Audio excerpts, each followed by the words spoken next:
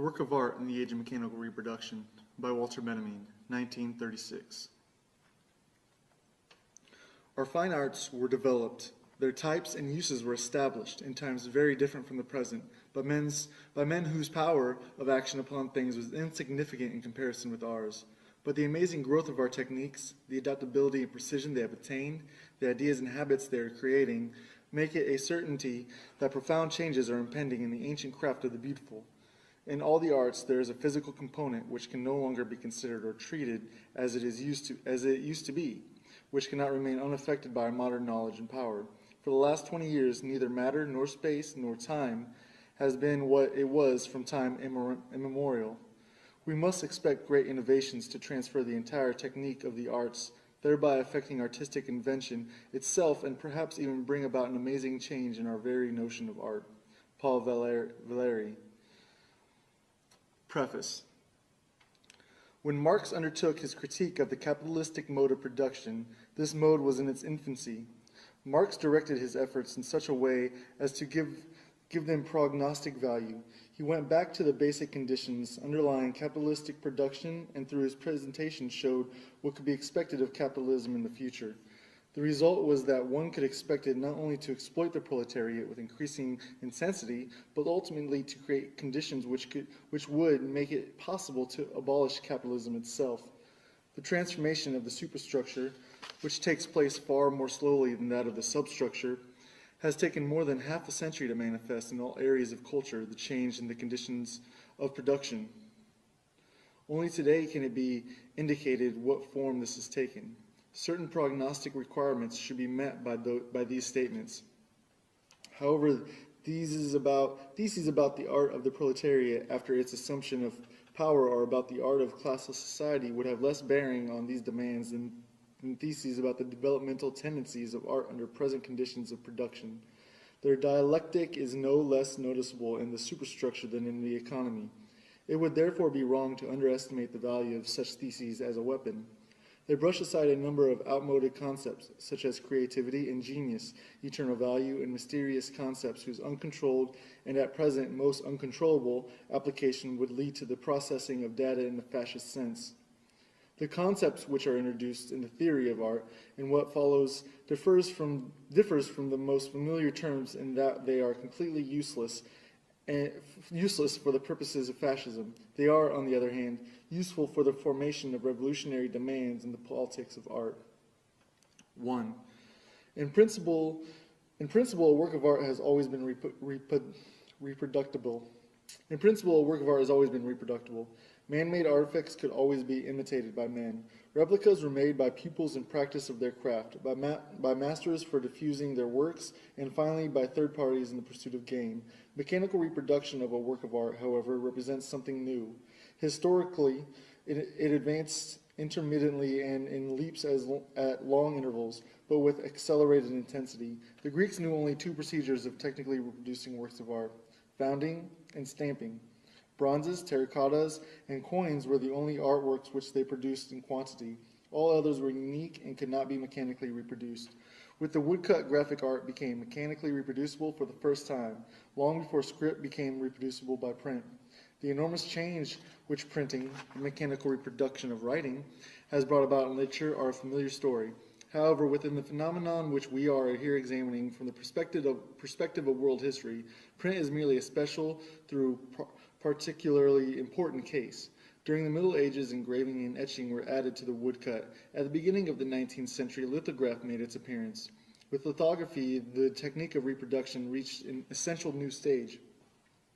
This much more direct process was distinguished by the tracing of the design on a stone rather than its incision on a block of wood, or its etching on the copper plate, and permitted graphic art for the first time to put its products on the market, not only in large numbers as hitherto, but also in daily changing forms. Lithography enabled graphic art to illustrate everyday life, and it began to keep pace with printing, but only a few decades after its invention. Lithography was surpassed by photography.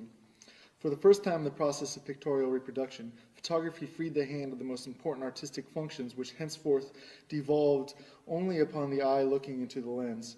Since the eye perceived more swiftly than the hand can draw, the process of pictorial reproduction was accelerated so enormously that it could keep pace with speech. A film operator shooting a scene in the studio captures the image at the speed of the actor's speech. As lithography virtually implied the illustrated newspaper, so did photography foreshadow the sound film. The technical reproduction of sound was tackled at the end of the last century.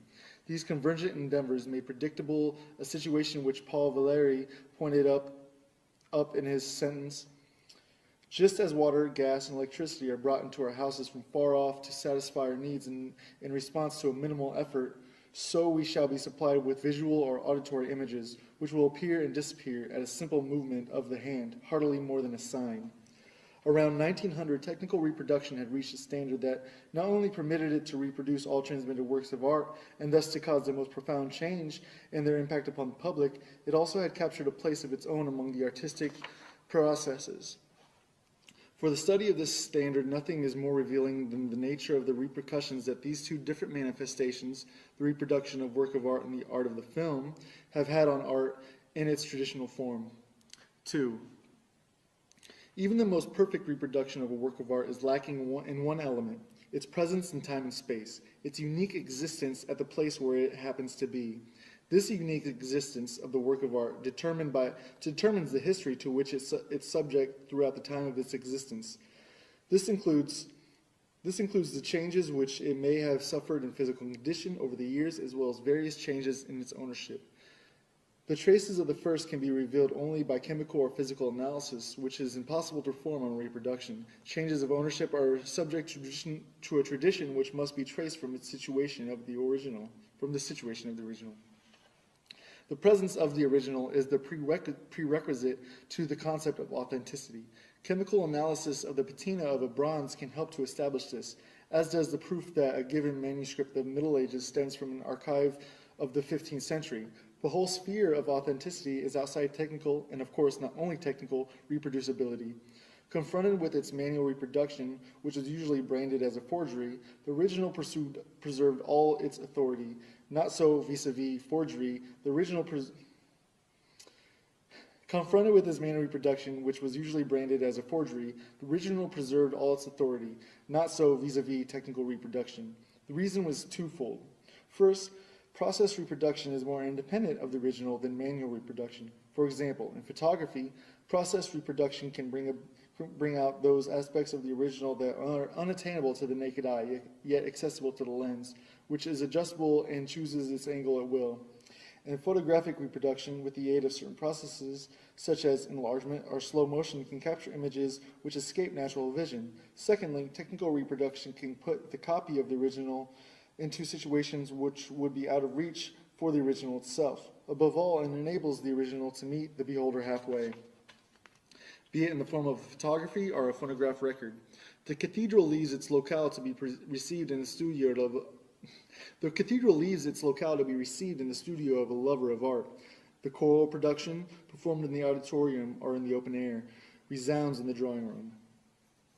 The situations into which the product of mechanical reproduction can be brought may not touch the actual work of art, yet the quality of its presence is always depreciated. This holds not only for the artwork, but also, for instance, for a landscape which passes in review before the spectator in a movie.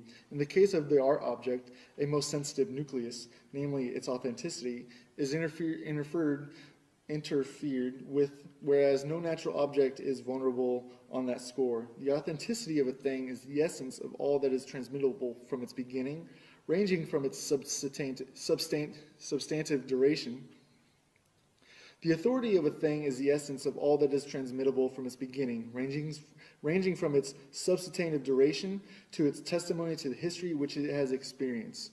Since the historical testimony rests on its authenticity, the former, too, is jeopardized by reproduction when substantive duration ceases to matter. And what is really jeopardized when the historical testimony is affected is the authority of the object. One might subsume the elimination element in the term aura. One might subsume the eliminated element in the term aura and go on to say that which withers in the age of mechanical reproduction is the aura of the work of art. This is the symptomatic process whose significance points beyond the realm of art. One might generalize by saying The technique of reproduction detaches a reproduced object from the domain of tradition. By making many reproductions, it substitutes a plurality of copies for a unique existence, and in permitting the reproduction to meet the beholder or listener in his own particular situation, it reactivates the object reproduced. These two processes lead to a tremendous shattering of tradition, which is the obverse of the contemporary crisis and renewal of mankind. Both processes are intimately connected with the contemporary mass movements. Their most powerful agent is film. Its social significance, particularly in its most positive form, is inconceivable without its destruction, cathartic aspect, that is, the liquidation of the traditional value of the cultural heritage. This phenomenon is most palpable in the great historical films. It extends to ever new positions. In 1927, Abel Gance exclaimed enthusiastically, "Shakespeare, Rembrandt, Beethoven will make films, all legends, all mythologies, and all myths. All founders of religion and the very religions await their exposed resurrection, and the heroes crowd each other at the gate." Presumably without intending it, he issued an invitation to a far-reaching liquidation.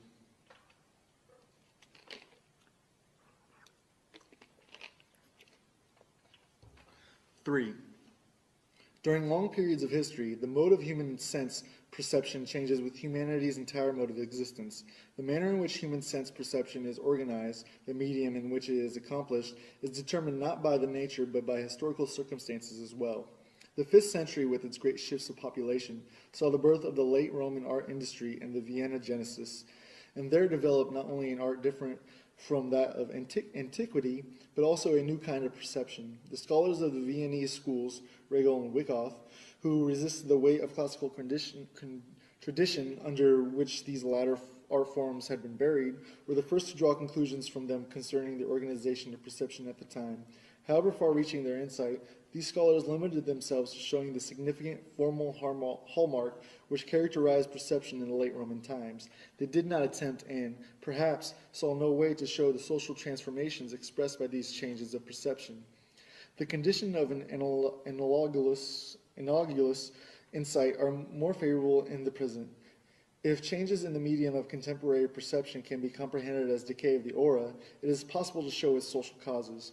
The concept of aura, which has proposed above the reference to historical objects, may usefully be illustrated with reference to the aura of natural ones. We define the aura of the latter as a unique phenomenon of a distance, however close it may be. If, while resting on a summer afternoon, you follow with your eyes a mountain range on the horizon, or a branch which casts its shadow over you, you experience the aura of those mountains, of that branch. This image makes it easy to comprehend the social basis of the contemporary decay of the aura. It rests on two circumstances, both of which are related to the increasing significance of the masses in contemporary life, namely the desire of contemporary masses to bring things closer, spatially and humanly, which is just as ardent as their bent towards overcoming the uniqueness of every reality by accepting its reproduction. Every day the urge grows stronger to get a hold of an object at very close range by way of its likeness, its reproduction. Unmistakably, reproduction as offered by picture magazines and newsreels differs from the image seen by the unarmed eye. Uniqueness and permanence are as closely linked to the latter as are transistoriness and reproducibility in the former. To pry an object from its shell, to destroy its aura, is the mark of a perception whose sense of the universal equality of things has increased to such a degree that it extracts it even from a unique object by means of reproduction. Thus is manifested in the field of perception what in the theoretical sphere is noticeable in the increasing importance of statistics. The adjustment of reality to the masses and of the masses to reality is a process of unlimited scope as much as thinking as for perception. 4. The uniqueness of a work of art is inseparable from its being embedded in the fabric of tradition. This tradition itself is thoroughly alive and extremely changeable. An ancient statue of Venus, for example, stood in a different traditional context with the Greeks, who made it an object of veneration, than with the clerics of the Middle Ages, who viewed it as an ominous idol. Both of them, however, were equally confronted with this uniqueness, that is, its aura. Originally, the contextual integration of art and tradition found its expression in the cult. We know that the earliest artworks originated in the service of the ritual. First the magical, then the religious kind. It is significant that the existence of the work of art with reference to its aura is never entirely separate from its ritual function. In other words, the unique value of the authentic work of art has its basis in ritual, the location of its original use value.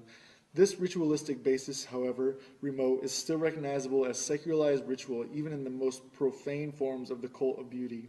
The secular cult of beauty, developed during the Renaissance and prevailing for 3 centuries, clearly showed that ritualistic basis in its decline and the first deep crisis which befell it.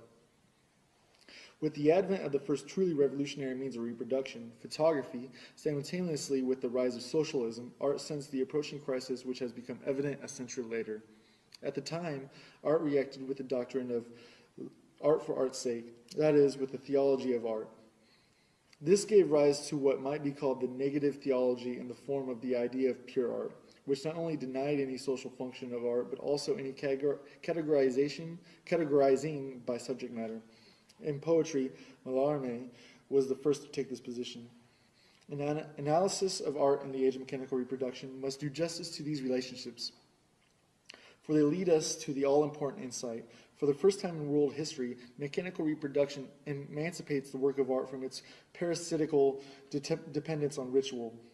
To an ever greater degree, the work of art reproduced becomes a work of art designed for reproducibility. From a photographic negative, for example, one can make any number of prints. To ask for the authentic print makes no sense, but the instant the criterion of authenticity ceases to be applicable to the artistic production, the total function of the art is reversed. Instead of being based on ritual, it begins to be based on another practice, politics. 5. Works of art are received and valued on different planes. 2 polar types stand out, the one with accent on its cult value and the other on the exhibition value of the work. Artistic production begins with ceremonial objects destined to serve in a cult. One may assume that what mattered was their existence, not their being on view. The elk portrayed by the man of the Stone Age on the wall of his cave was an instrument of magic. He did expose it to his fellow man, but in the main it was meant for the spirits. Today the cult value would seem to demand that the work of art remain hidden. Certain statues of gods are accessible only to the priests in the cella. Certain Madonnas remain covered nearly all year round. Certain sculptures on medieval cathedrals are invisible to the spectator on ground level. With the emancipation of the various art practices from ritual go increasing opportunities for the exhibition of their products. It is easier to exhibit a portrait bust that can be sent here and there than to exhibit the statue of a divinity that has its fixed place in the interior of a temple. The same holds for the painting as against the mosaic or fresco that preceded it. And even though the public presentability of a mass originality may have been just as great as that of a symphony, the later originated at the moment when its public presentability promised to surpass that of the mass. With the different methods of technical reproduction of a work of art, its fitness for exhibition increased to such an extent that the quantitative shift between the 2 poles turned into a qualitative transformation of its nature. This is comparable to the situation of the work of art in prehistoric times when, by the absolute emphasis on its cult value, it was, first and foremost, an instrument of magic. Only later did it come to be recognized as a work of art. In the same way today, by the absolute emphasis on its exhibition value to the work of art becomes creation with entirely new functions, among which the one we are conscious of, the artistic function, later may be recognized as incidental. This much is certain. Today, photography and film are the most serviceable exemplifications of this new function. 6. In photography, exhibition value begins to displace cult value all along the line. The cult value does not give way without resistance. It retires into the ultimate retrenchment, the human countenance. It is no accident that the portrait was the focal point of early photography. The cult of remembrance of loved ones, absent or dead, offers a last refuge for the cult value of the picture. For the last time, an aura emanates from the early photographs into the fleeting expressions of a human face. This is what constitutes their melancholy, incomparable beauty. But as man withdraws from the photographic image, the exhibition value for the first time shows its superiority to the ritual value. To have pinpointed this new stage constitutes the incomparable significance of Atget, who around 1900 took photographs of deserted Paris streets. It has quite justly been said of him that he photographed them like scenes of crime. The scene of a crime, too, is deserted. It is photographed for the purpose of establishing evidence. With Atget, photographs became standard evidence for historical occurrences and acquired a hidden political significance. They demand a specific kind of approach. Free-floating contemplation is not appropriated to them. They stir the viewer. He feels challenged by them in a new way. At the same time, picture magazines begin to put up signposts for him. Right ones or wrong ones, no matter. For the first time, captions have become obligatory, and it is clear that they have an altogether different character than the title of a painting. The directives which the caption give to those looking at pictures in illustrated magazines soon became even more explicit and more imperative in the film, where the meaning of each single picture appears to be prescribed by the sequence of all preceding ones. 7. The 19th century dispute as to the artistic value of painting versus photography today seems devious and confused. This does not diminish its importance. However, if anything, it underlines it. The dispute was in fact the symptom of a historical transformation, the universal impact of which was not realized by either of the rivals. When the age of mechanical reproduction separated art from its basis and cult, the semblance of its autonomy disappeared forever. The resulting change in the function of art transcended the perspective of the century. For a long time, it even escaped that of the 20th century, which experienced the development of the film. Earlier, much futile thought had been devoted to the question of whether photography is an art. The primary question, whether the very invention of photography had not transformed the entire nature of art, was not raised. Soon, the film theoreticians asked the same ill-considered question with regard to film. But the difficulties with which photography caused traditional aesthetics were mere child's play as compared to those raised by the film. Whence the insensitive and forced character of early theories of the film. Abel Gance, for instance, compares the film with hieroglyphics.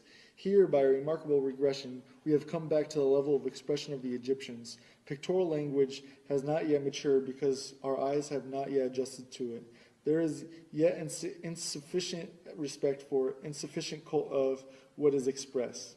Or, in the words of Sven Mars, what art has been granted to a dream more poetical and more real at the same time. Approached in this fashion, the film might represent an incomparable means of expression. Only the most high-minded persons in the most perfect and mysterious moments of their lives should be allowed to enter its ambience. Alexander Arnault concludes his fantasy about the silent film with the question, do not all the bold descriptions we have given amount to the definition of prayer? It is instructive to note how their desire to class the film among the arts forces these theoreticians to read ritual elements into it with a striking lack of discretion. Yet when these speculations were published, films like L'Opinion Publique and The Gold Rush have already appeared. This, however, did not keep Abel Gance from adducing hieroglyphics for purposes of comparison, nor Severin Mars from speaking of the film as one might speak of paintings by Fra Angelico. Characteristically, even today, ultra-reactionary authors give the film a similar contextual significance, if not an outright sacred one, then at least a supernatural one. Commenting on Marx Reinhold's film version of A Midnight Summer's Dream, Werfel states that undoubtedly it was the sterile copying of the exterior world with its streets, interiors, railroad stations, restaurants, motor cars, and beaches, which until now had obstructed the elevation of the film to the realm of art. The film has not yet realized its true meaning, its real possibilities. These consist in the unique faculty to express by natural means, and with incomparable persuasiveness, all that is fairy-like, marvelous, supernatural.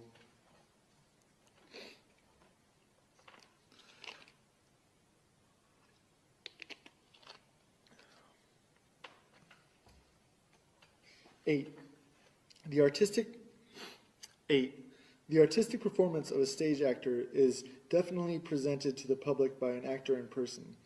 That of the screen actor, however, is presented by a camera, with a twofold consequence. The camera that presents the performance of the film actor to the public need not respect the performance as an integral whole. Guided by the cameraman, the camera continually changes its position with respect to the performance. The sequence of positional views which the editor composes from the materials supplied him constitutes the complete film. It compromises certain factors of movement which are in reality those of the camera, not to mention special camera angles, close-ups, etc. Hence, the performance of the actor is subjected to a series of optical tests. This is the first consequence of the fact that the actor's performance is presented by the means of a camera. Also, the film actor lacks the opportunity of the stage actor to adjust to the audience during his performance, since he does not present his performance to the audience in person. This permits the audience to take the position of a critic without experiencing any personal contact with the actor. The audience's identification with the actor is really an identification with the camera. Consequently, the audience takes the position of the camera. Its approach is that of testing. This is not the approach to which cult values may be exposed. 9. For the film, what matters primarily is that the actor represents himself to the public before the camera, rather than representing someone else. One of the first to sense the actor's metamorphosis by this form of testing was Pirandello. Though his remarks on the subject in his novel Ceguera were limited to the negative aspects of the question and to the silent film only, this hardly impairs their validity. For in this respect, the sound film did not change anything essential. What matters is that the part is acted not for audience, but for the mechanical contrivance. In the case of the sound film, for two of them, the film actor, wrote Pirandello, feels as if in exile, exiled not only from the stage, but also from himself. With a vague sense of discomfort, he feels inexplicable emptiness. His body loses its corporeality. It evaporates. It is deprived of reality, life, voice, and the noises caused by his moving about in order to be changed into a mute image, flickering an instant on the screen, then vanishing into silence. The projector will play with his shadow before the public, and he himself must be content to play before the camera. This situation might also be characterized as follows. For the first time, and this is the effect of the film, man has to operate with his whole living person, yet foregoing its aura. For aura is tied to his presence. There can be no replica of it. The aura which, on the stage, emanates from Macbeth cannot be separated from the spectator of that of the actor. However, the singularity of the shot in the studio is that the camera is a substitute for the public. Consequently, the aura that envelops the actor vanishes, and with it the aura of the figure he portrays. It is not surprising that it should be dramatists such as Pirandello, who, characterizing the film, inadvertently touches on the very crisis in which we see in theater. Any thorough study proves that there is indeed no greater contrast than that of the stage play to a work of art that is completely subject or, like the film, founded in mechanical reproduction. Experts have long recognized that in the film, the greatest effects are almost always obtained by acting as little as possible. In 1932, Rudolf Arnheim saw the latest trend in treating the actor as a stage prop chosen for its characteristic and inserted as at the proper place. With this idea, something else is closely connected. The stage actor identifies himself with the character of his role. The film actor very often is denied this opportunity. His creation is by no means all of a piece. It is composed of many separate performances. Besides certain fortuitous considerations such as cost of studio availability of fellow players, decor, etc., there are elementary necessities of equipment that split the actor's work into a series of manageable episodes. In particular, lighting and its installation require the presentation of an event that, on the screen, unfolds as a rapid and unified scene. In the sequence of separate shootings, which may take hours in the studio, not to mention more obvious montage. Thus, a jump from the window can be shot in the studio as a jump from the scaffolding, and the ensuing flight, if need be, can be shot weeks later when outdoor scenes are taken. Four more paradoxical cases can easily be construed. Let's assume that an actor is supposed to be startled by a knock at the door. If his reaction is not satisfactory, the director can resort to an expedient. When the actor happens to be at the studio again, he has a shot fired behind him without his being forewarned of it. The frightened reaction can be shot now and be cut into the screen version. Nothing more strikingly shows that art has left the realm of the beautiful semblance, which so far had been taken to be the only sphere where art could thrive. 10. The feeling of strangeness that overcomes the actor before the camera, as Pirandello describes it, is basically of the same kind as the estrangement felt before one's own image in the mirror. But now the reflected image has become separable, transmutable, and where is it transported? Before the public. Never for a moment does the screen actor cease to be conscious of this fact. While facing the camera, he knows that ultimately he will face the public, the consumers who constitute the market. This market, where he offers not only his labor but also his whole self, his heart and soul, is beyond his reach. During the shooting, he has as little contact with any article made in the factory. This may contribute to the oppression, that new anxiety which, according to Pirandello, grips the actor before the camera. The film responds to the shriveling of the aura with an artificial buildup of the personality outside the studio. The cult of the movie star, fostered by the money of the film industry, preserves not the unique aura of the person, but the spell of the personality, the phony spell of a commodity. So long as the movie maker's capital sets the fashion, as a rule, no other revolutionary merit can be accredited to today's film than the promotion of a revolutionary criticism of traditional concepts of art. We do not deny that in some cases today's films can also promote revolutionary criticism of social conditions, even of the distribution of property. However, our present study is no more significantly concerned with this than is the film production of Western Europe. It is inherent in the technique of the film as well as that of sports that everybody who witnesses its accomplishments is somewhat of an expert. This is obvious to anyone listening to a group of newspaper boys leaning on their bicycles and discussing the outcome of a bicycle race. It is not for nothing that newspaper publishers arrange races for the delivery boys. These arouse great interest among the participants, for the victor has an opportunity to rise from delivery boy to professional racer. Similarly, the newsreel offers everyone the opportunity to rise from passerby to movie extra. In this way, any man might even find himself part of a work of art, as witness Vertov's 3 songs about Lenin or Aveen's Voronezh. Any man today can lay claim to being filmed. This claim can best be elucidated by a comparative look at the historical situation of contemporary literature. For centuries, a small number of writers were confronted by many thousands of readers. This changed toward the end of the last century. With the increase of extensions of the press, which kept placing new political, religious, scientific, professional, and local organs before the readers, and increasing numbers of readers became writers, at first occasional ones. It began with the daily press opening to its readers space for letters to the editor, and today there is hardly a gainful employed European who could not, in principle, find an opportunity to publish somewhere or other comments on his work, grievances, documentary reports, or that sort of thing. Thus, the distinction between author and public is about to lose its basic character. The difference between merely functional, it may vary from case to case. At any moment, the reader is ready to turn into a writer. As expert which he had to become willy-nilly in an extremely specialized work process, even if only in some minor respect, the reader gains access to authorship. In the Soviet Union, work itself is given a voice. To present it verbally is part of a man's ability to perform the work. Literary license is now founded on polytechnic rather than the specialized training and thus become common property. All this can be easily applied to the film, where transitions that in literature took centuries have come about in a decade. In cinematic practice, particularly in Russia, this changeover has partially become established reality.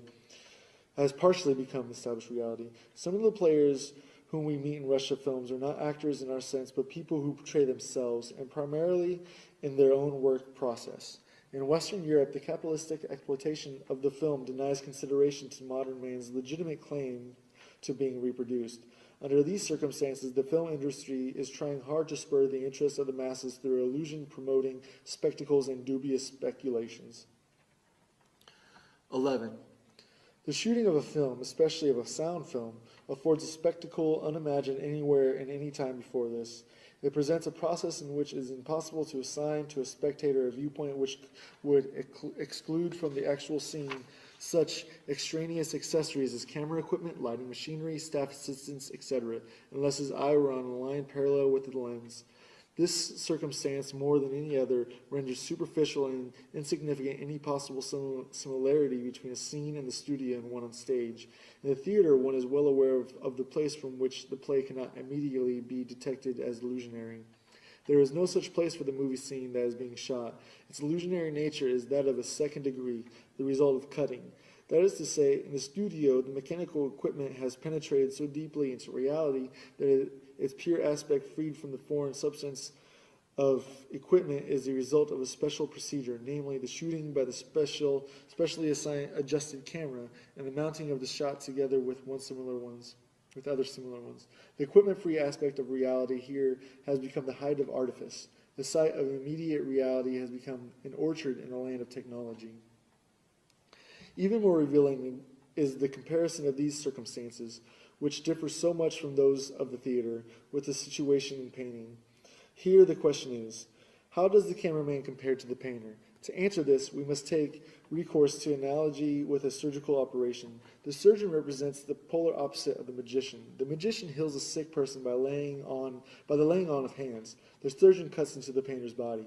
The magician maintains a natural distance between the patient and himself, though he reduces it very slightly by the laying on of hands. He greatly increases it by virtue of his authority.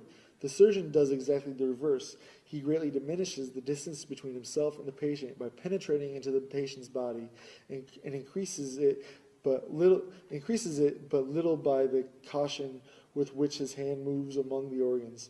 In short, in contrast to the magician, who is still hidden in the medical practitioner, the surgeon, at the decisive moment, abstains from facing the patient man to man.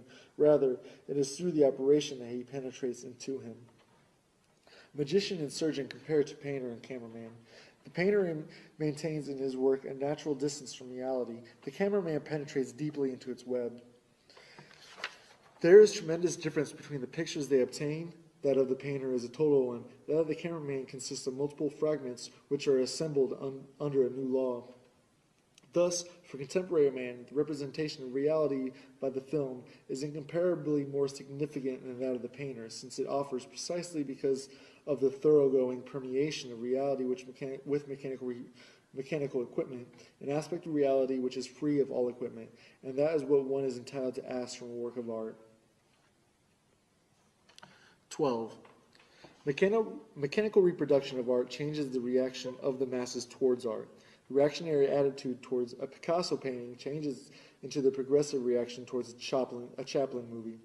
The progressive reaction is characterized by the direct, immediate fusion of visual and emotional enjoyment with the orientation of the expert. Such fusion is of great social significance. The greater the decrease in the social significance of an art form, the sharper the distinction between criticism and enjoyment by the public. The conventional is uncritically enjoyed, and the truly new is criticized with aversion. With regard to the screen, the critical and the receptive attitudes of the public coincide. The decisive reason for this is that individual reactions are predetermined by the mass audience response they are about to produce, and this is nowhere more profound than in the film. The moment these responses become manifest, they control each other. Again, the comparison with painting is fruitful. A painting has always had an excellent chance to be viewed by one person or by a few. This simultaneous contemplation of paintings by a large public, such as developed in the 19th century, is an early symptom of the crisis of painting, a crisis which was by no means occasioned by exclusively by photography, but rather in a relatively independent manner by the appeal of artworks to the masses. Painting simply is in no position to present an object for simultaneous collective experience, as it was possible for architecture at all times, for the epic poem in the past, and for the movie today. Although this circumstance in itself should not lead one to conclusions about the social role of painting, it does constitute a serious threat as soon as painting, under special conditions and, as it were, against its nature, is confronted directly by the masses. In the churches and monasteries of the Middle Ages and at the princely courts up to the end of the 18th century, a collective reception of painting did not occur simultaneously, but by graduated and hierarchized mediation. The change that has come about is an expression of the particular conflict in which painting was implicated by the mechanical reproducibility of painting. Although paintings began to be publicly exhibited in galleries and salons, there was no way for the masses to organize and control themselves in their reception. Thus, the same public which responds in a progressive manner towards a grotesque film is bound to respond in a reactionary manner to the surreal. 13. The characteristic of the film lie not only in the manner in which man presents himself to mechanical equipment, but also in the manner in which, by means of his apparatus, man can represent his environment. A glance at occupational psychology illustrates the testing capacity of the equipment. Psychoanalysis illustrates it in a different perspective. The film has enriched our film of perception with methods which can be illustrated by those of Freudian theory. 50 years ago, a slip of the tongue passed more or less unnoticed. Only exceptionally may such a slip have revealed dimensions of depth in a conversation which had seemed to be taking its course on the surface. Since the psychopathology of everyday life, things have changed. This book isolated and made analyzable things which had heretofore floated along unnoticed in the broad stream of perception. For the entire spectrum of optical and now also acoustical perception, the film has brought about a singular deepening of a perception. It is only an obverse of this fact that behavior items shown in a movie can be analyzed much more precisely and from more points of view than those presented on paintings or on the stage. As compared with painting, film behavior lends itself more readily to analysis because of its incomparably more precise statement of the situation. In comparison with the stage scene, the film behavior item lends itself more readily to analysis because it can be isolated more easily. This circumstance derives its chief importance from its tendency to promote a mutual penetration of art and science.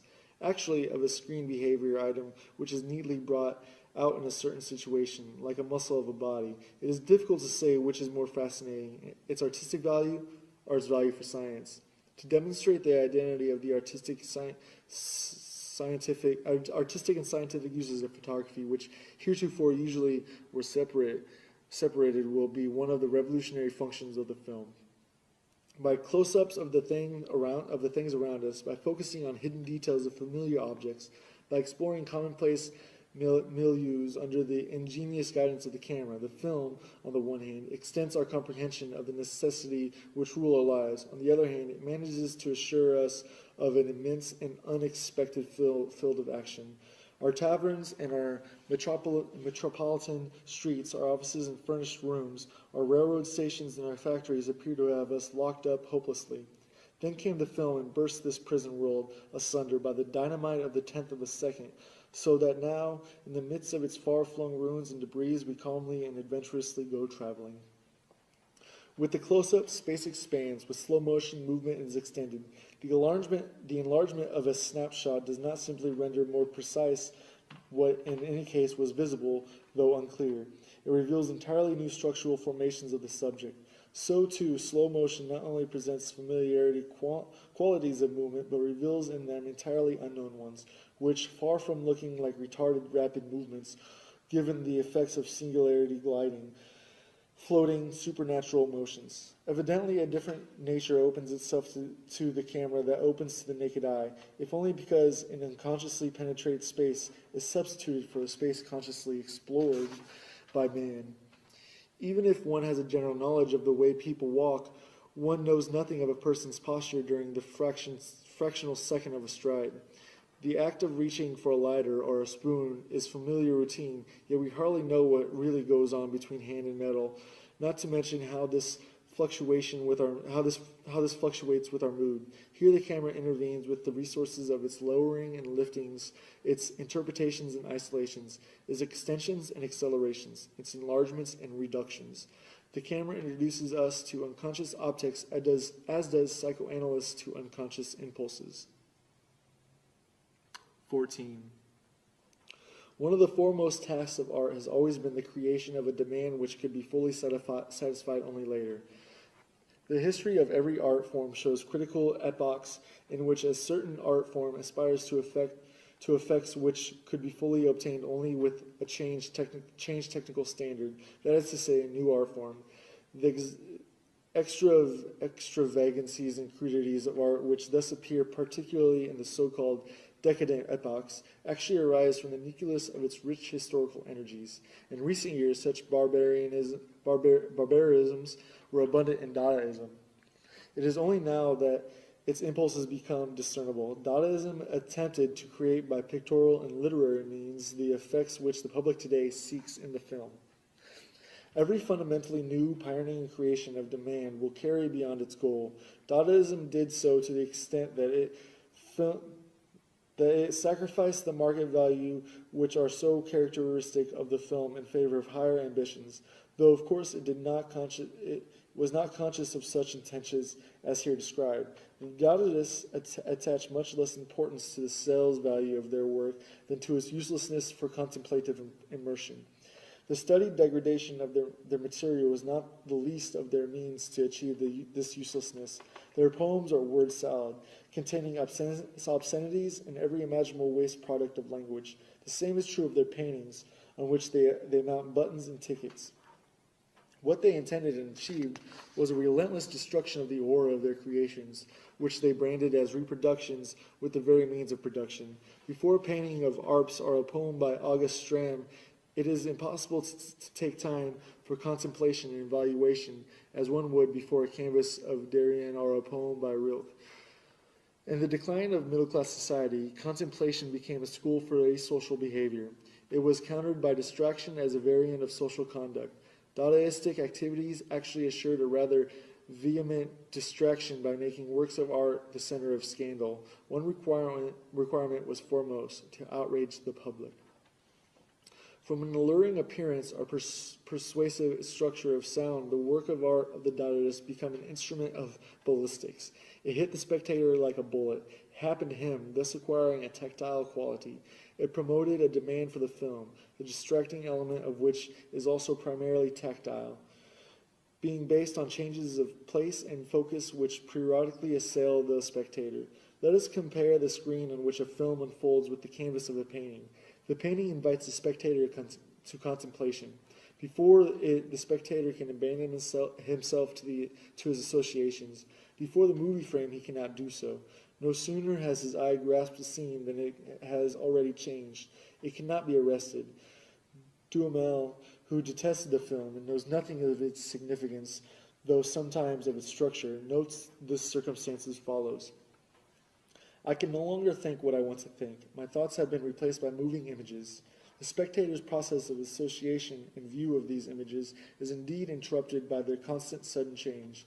This constitutes the shocked effect of the film, which, like all shocks, should be cushioned by heightened presence of mind.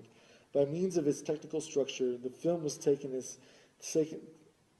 the physical shock effect out of the wrappers in which Dadaism had, as it were, kept it inside the moral shock effect.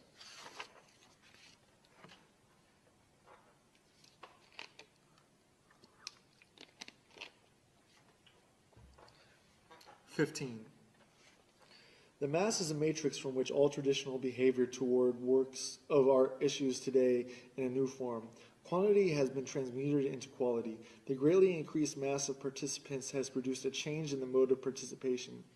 The fact that the new mode of participation first appeared in a disputable form must not confuse the spectator, yet some people have launched spirited attacks against precisely this superficial aspect. Among these, Duhamel has expressed himself in the most radical manner. What he objects to most is the kind of participation which the movie elicits from the masses. Duhamel calls the movie a pastime for helots, a diversion for the uneducated, wretched, worn-out creatures who are consumed by their worries, a spectacle which requires no concentration and proposes no intelligence, which kindles no light in the heart and awakens no hope other than the ridiculous one of someday becoming a star in Los Angeles. Clearly, this is at bottom the same ancient lament that the masses seek distraction, whereas art demands concentration from the spectator. That is a commonplace. The question remains whether it provides a platform for the analysis of the film. A closer look is needed here. Distraction and concentration form polar opposites, which may be stated as follows. A man who concentrates before a work of art is absorbed by it. He enters into this work of art the way legend tells of the Chinese painter when he reviewed his finished painting. In contrast, the distracted mass absorbs the work of art. This is most obvious in regard to buildings. Architecture has always represented the prototype of a work of art the reception of which is consummated by a collectivity in a state of distraction. The laws of its reception are most instructive. Buildings have been man's companions since primeval times. Many art forms have developed in Paris. Tragedy begins with the Greeks, is extinguished with them, and after centuries, its rules are revived. The epic poem, which had its origin in the youth of nations, expires in Europe at the end of the Renaissance. Panel painting is a creation of the Middle Ages, and nothing guarantees its uninterrupted existence. But the human need for shelter is lasting. Architecture has never been idle. Its history is more ancient than that of any other art, and its claim to be a living force has significance in every aspect to comprehend the relationship of the masses to art. Buildings are appropriated in a twofold manner, by use and by perception, or rather by touch and sight. Such appropriation cannot be understood in terms of the intensive concentration of a tourist before a famous building. On the tactile side, there is no counterpart to contemplation on the optical side. Tactile appropriation is accomplished not so by attention as by habit. As regards architecture, habit determines to a large extent even optical reception. The latter, too, occurs much less through ramped attention than by noticing the object in incidental fashion. This mode of appropriation, developed with reference to architecture in certain circumstances, acquires canonical value. For the tasks which face the human apparatus of perception at the turning points of history cannot be solved by optical means, that is, by contemplation alone. They are mastered gradually by habit, under the guidance of the tactile appropriation. The distracted person, too, can form habits. More, the ability to master certain tasks in a state of distraction proves that their solution has become a matter of habit. Distraction has provided by art presents a distraction as provided by art presents a covert control of the extent to which new tasks have become soluble by appreciation. Since, moreover, individuals are tempted to avoid such tasks, art will tackle the most difficult and most important ones where it is able to mobilize the masses. Today it does so in the film. Reception in a state of distraction, which is increasing noticeably in all fields of art and is symptomatic of profound changes in apperception, finds in the film its true means of exercise. The film, with its shock effect, meets this mode of reception halfway. The film makes the cult value recede into the background, not only by putting the public in the position of the critic, but also by the fact that at the movies, this position requires no attention. The public is an examiner, but an absent-minded one.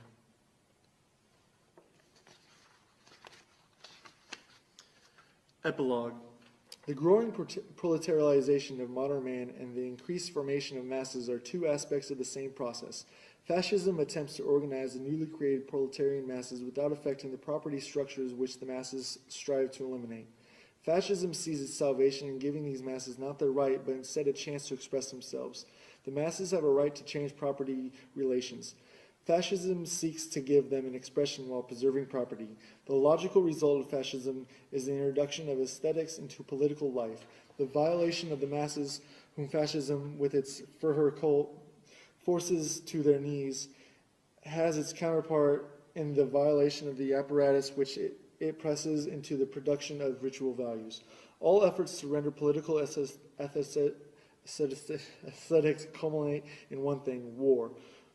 War and war only can set a goal for mass movements on the largest scale while respecting the traditional property systems.